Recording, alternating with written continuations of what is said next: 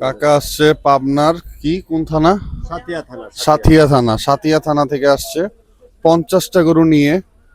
1 number কাউন্টারের ঠিক ডান পাশে যে প্যান্ডেল করা আছে, রানীমহলের উল্টা পাশ দিয়ে ঢুকতে হয় না, মানে সারুলিয়া হাটের 1 নাম্বার হাসিলগড় যেটা, সেটাই মানে কন্ট্রোল রুম। Control room.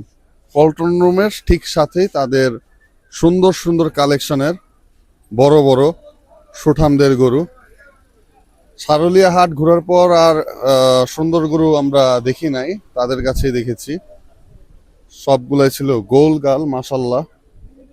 যারা যারা সারুলিয়া হাটে আসবেন অবশ্যই এই পাবনার সবুজ ব্যাপারী ভাইয়ের কাছে চলে আসতে পারেন।